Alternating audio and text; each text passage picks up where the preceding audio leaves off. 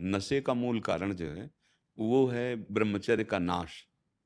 छोटी छोटी अवस्थाओं में ब्रह्मचर्य नाश की प्रक्रियाएं, तो अब वो एक मदान्धता चढ़ती, मलिनता, उस मलिनता को पुष्ट करने के लिए कुछ नशा चाहिए। जो यौवन अवस्था का उन्मेष होता है उसमें उद्दंडता स्वाभाविक रहती है। यौवन ज्वर के ही नहीं बलकावा, जैसे ग्रंथों में ना, ये जवानी का बुखार है, ये जब चढ़ता है ना तो हर एक को बेशुद्ध कर देता है। इसमें कामनाओं की उभार हो जाती है। अगर जो अन्य क्रियाओं से जीवनी शक्ति का नाश किया जाता है, जो व्यभिचार आदि प्रवृत्तियों में उतर जाते हैं, उसका भाव अगर संभाला जाए तो व्यसन को संभाला जा सकता है। क्योंकि वो जब हृदय को दौर्बल्यता प्रदान करता है, दुर्बलता प्रदान करता है, कोई भांग, कोई गांजा, कोई चरस, कोई अफीम, कोई ड्रग्स, नाना प्रकार के नामों से वो सब व्यसन ही है। और जहां थोड़ा लिया तो बुद्धि में शिथिलता होती है, तो उसे वो आनंद समझते हैं। बुद्धि की शिथिलता, बुद्धि निर्णय करने लायक ठीक नहीं रहती, तभी तो नालियों में पड़े शराबी दिखाई देते हैं ना। बुद्धि ने उनको उनको लगता है ये आनंद है, उनको लगता है मस्ती है। फिर जब वो विषय सेवन करते हैं तो उनको और मस्ती का अनुभव होता है।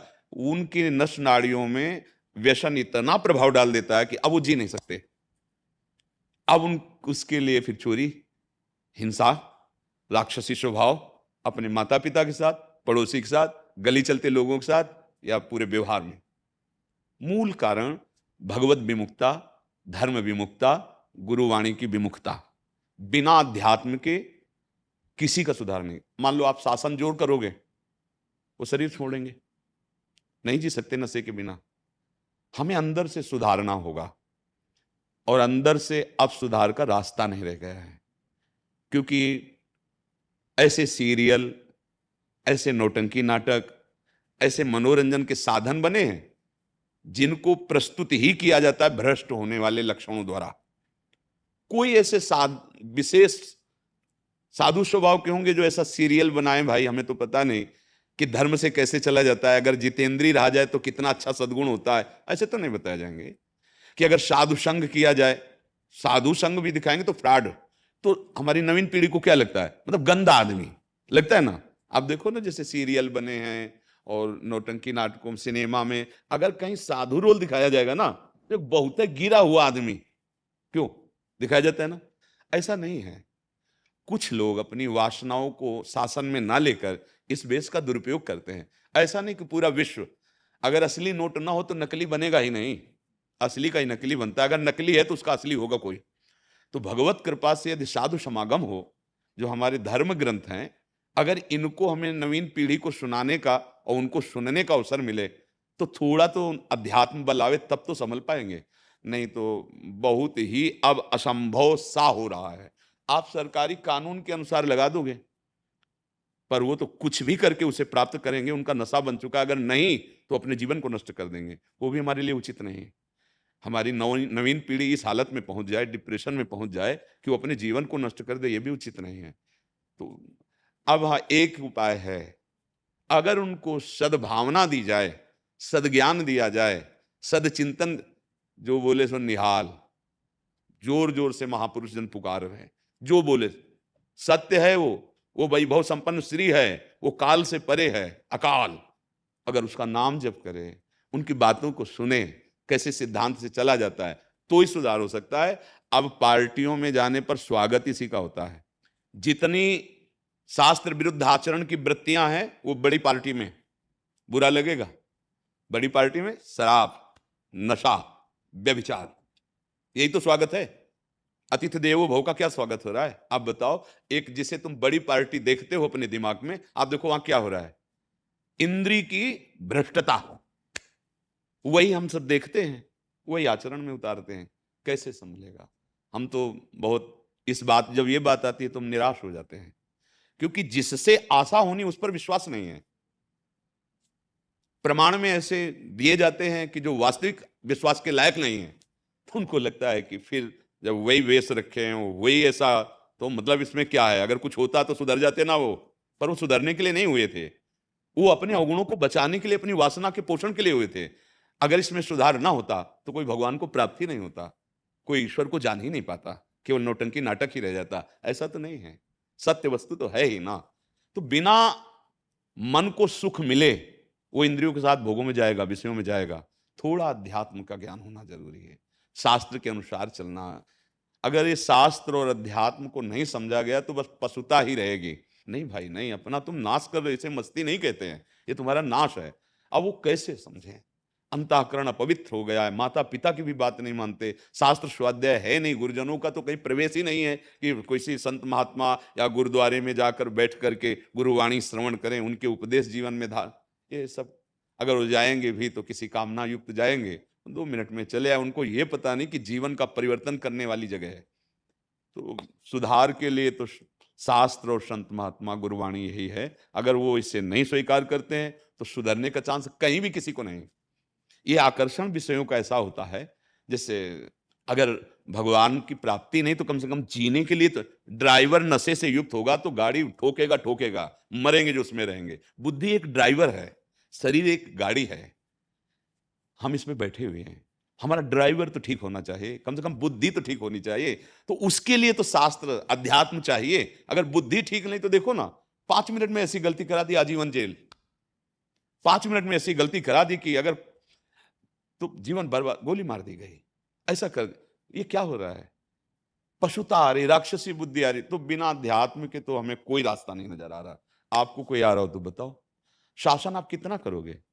जब हमें गिरना ही है, तो अगर आप 5 कानून बनाते हो तो 10 पॉइंट तो निकाल लेंगे निकलने के, हैं? अगर आप 5 बचाओ पक्ष की चतुरता वाली, तो उससे भी चतुर माइंड के होते, वो 5 और प्लस जोड़ देंगे बचने के। है, होता है, आप देख लो समाज में होता है। के लिए एक बार हमको धर्म का ज्ञान होना चाहिए, एक बार हम सत्य का ज्ञान प्राप्त करें, एक बार हम गुरुजनों के चरणों में बैठकर अपने जीवन का रहस्य, तभी हम नए नए बच्चों को प्रणाम करते हैं। वो कहते हैं धन्यवाद आपका, आपने हमारा व्यसन छुड़ा दिया। आप ऐसे, तो हम कहते हैं प्रणाम आपको जो आप हमारी बात मान गए। भगवान तुम्हारा मंगल करें, तुम स्वस्थ रहो, तुम्हारा जीवन उन्नतिशील हो, यहां भी और परलोक में भी, क्योंकि तुम हमारी बात मान गए। आजकल कौन मानता है संतों की बात? अगर आप मान गए तो आप देख लो। जैसे पीछे हमने एक सत्संग में कहा था कि आप हस्तक्रिया आदि जो करते हैं, आपके जीवन का नाश। तो बहुत से उदाहरण आए थे कि डॉक्टर कहते हैं कि आप अगर ऐसा करोगे तो स्वस्थ रहोगे। जैसे खून का डोनेशन किया जाता है तो खून बढ़ता है, स्वस्थता होती है। ऐसे ये सप्तम धातु, कहीं इसकी थैली नहीं, आज तक डॉक्टर कोई नहीं जानता कि कहाँ है। नहीं ऑपरेशन करके निकाल दे कि ये वीर्य है।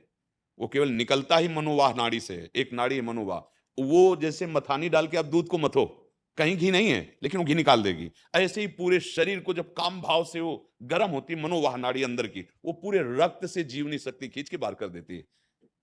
40 किलो अन्न में वो जीवनी शक्ति एक बार तैयार होती है संतान उत्पत्ति के। अब आप सोचो, आप अगर रोज नष्ट कर रहे हो या महीने में कई बार कर रहे हो, तो आपकी हालत क्या होगी? वो आपकी स्मृति, आपकी स्वास्थ्य, आपकी विचारधारा, आपकी क्रियाएं सब पर बाधा पहुंचा देगी। थोड़ी सी क्या एकदम, अब वो जहर जाके रक्त में ऐसा बैठ गया कि अब तुम्हें जीने नहीं देगा उसके बिना। अब वो यही हालत हमारे नौजवानों की हो रही। गए थे विद्या पढ़ने, गए थे संयम सीखने, उन्नति के लिए, और ढेर हो गए, अवनति को प्राप्त हो गए। तो अध्यात्म के बिना जीव का सदमार्ग, मंगल मार्ग, स्वास्थ्य रक्षा, बुद्धि रक्षा और भगवत प्राप्ति बिना अध्यात्म के नहीं है। इसलिए पहले गुरुकुल में रखा जाता था बच्चों को कि घर परिवार समाज से हटकर ठीक उनको शिक्षा देना, ब्रह्मचर्य, जितेंद्रियता, राग रहित होना। तो वही जाकर उत्तम राजर्षि, राजा होते हुए ऋषि शब्द लगता था, राजर्षि, और गृहस्थ हुए तो महापुरुष, संतानें होती थी बड़ी तेजस्वी। अब जब आप ब्रह्मचर्य छीण कर रहे हैं तो आपकी योग्यता ही नहीं रह जाएगी उत्तम संतान उत्पन्न करने की। और उसके लिए फिर नशा चाहिए, क्योंकि दिमाग को अब नशा में आ गए तो जीवन बर्बाद हो गया। माता पिता की हत्या तक कर देते हैं बच्चे, पैसा दीजिए नहीं तो राक्षस जैसा उसका स्वभाव हो गया, उसको पीड़ा प्रदान कर रहा है। तो बिना अध्यात्म के, बिना भगवान के आश्रय के, बिना नाम जप किए, बिना धर्म से चले, ये माया रौंद तो देगी। उसी के सब पार्षद है, काम, क्रोध, लोभ, मोह, मद, मत्सर, ईर्ष्या, द्वेष। उसको बड़ा बाजार है, बड़ा परिवार है। एक आक्रमण करे तो नाश कर दे, तो पूरे के पूरे समूह आक्रमण कर रहा है। बचा सकते हैं तो एकमात्र भगवान, भगवान का नाम। ये हमारी तो बस यही, ये छू छा मंत्र जंतर इनकी ताकत नहीं है कि हाँ भाई चले जाओ वहां, वो ऐसा कर देंगे तो कुछ नहीं। किसी का स्थायी हो जाए तो हमें बता देना आके कि भगवत प्राप्त हो गए, अब ये परम सुखी हो गए, अब ये निश्चिंत हो गए। वो केवल एक उपाय है, तुम्हारे अंदर है, तुम ही कर सकते हो, दूसरा कोई नहीं। सच्चे मार्ग के पथिक बनकर माता पिता परिवार की सेवा करते हुए, सबको सुख पहुंचाते हुए, नाम जप करते हुए अच्छा जीवन व्यतीत करो। अभी आप सुखी हो जाओगे, दूसरों को सुख देने वाले बन जाओगे। दूसरे तुम्हारे आचरण देख के कहेंगे कि धन्य इनके माता पिता। और आज हमारे बच्चों का, नई समाज का जो रूप बिगड़ता चला जा रहा है ना, वो बहुत शोचनीय है, शोचनीय है। वास्तविक केवल पंजाब में ही नहीं है, क्योंकि आप वहां हो इसलिए आपको ऐसा लगता है, सर्वत्र इसका प्रभाव फैल रहा है। देखो ना, आप देखो, सर्वत्र प्रभाव फैल रहा है। कोई माता पिता का अनुशासन, शास्त्र का अनुशासन, गुरुजनों का अनुशासन। स्कूल में अगर टीचर अच्छे हैं, समझाना भी चाहते हैं, और अगर वो शासन करें तो माता पिता विरोध, उनके नाम रिपोर्ट, उनको दंड। तो फिर कैसे सुधार कैसे होगा? बिना भय के इस मत वाले हाथी रूपी मन का सुधार नहीं हो सकता। जैसे मत वाला हाथी हो तो अंकुश ना मारे, घुटने पे आ जाता है वो। जो मारा अंकुश मावत घुटने पे बैठ जाएगा। ऐसे ही मन का अंकुश है ये, शास्त्र, भगवान नाम, ज्ञान, महापुरुषों के पास बैठकर। तो मन को मारने का आपको अंकुश मिल रहा है ना, वो है नहीं तो मत वाला हाथी जिधर चाहता है भागता चला जा रहा है मन। इसलिए हमें तो लगता है अध्यात्म की शिक्षा मिले। मन दुख होता है जब एक एक दिन में 3 3 घरों में जाना पड़ता है अफसोस करने के लिए, बहुत मन दुख। बिल्कुल बिल्कुल। और ये बढ़ेगा, अगर इसे अध्यात्म के द्वारा रोका नहीं गया तो ये बढ़ेगा। क्योंकि मनमानी के लिए कितना अर्थ किसके पास होगा? अच्छा, अर्थ भी होगा तो शरीर अविनाशी थोड़ी है, ये तो क्षीण हो रहा है। तो आपका डिप्रेशन बढ़ेगा, आपकी दिमागी स्थिति कमजोर होगी, फिर क्या करोगे? क्योंकि शांति चाहिए सबको, सुख चाहिए, और वो मिलता है भगवान में। वो नशे में नहीं, वो भोगों में नहीं। भगवान कह रहे त्यागाच्छान्ति अनंतरम। जब आप गंदे विषयों का त्याग करेंगे तो आपके हृदय में शांति आने लगेगी, सुख का अनुभव होने लगे। आप सुख स्वरूप हो, आपको सही बात कि कोई सुख नहीं चाहिए। ये फंसा दिया माया ने। नहीं, देखो, आप नींद में जो आप सुख लेते हैं, उस समय आप क्या भोगते हैं, क्या करते हैं?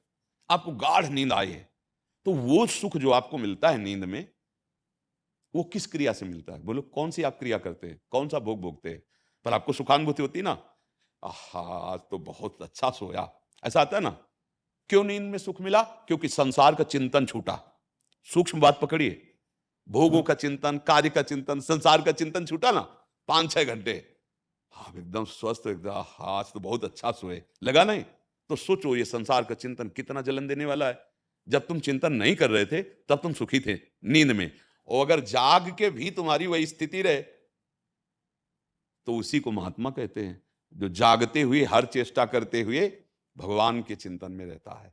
सा वही मना कृष्ण पदार विंदयो, मस्त रहता है। मस्ती का उपाय भगवान है, नाम जप है, नशा नहीं है, गंदे आचरण नहीं है, व्यभिचार नहीं है, हिंसा नहीं है, रुपया पैसा नहीं है।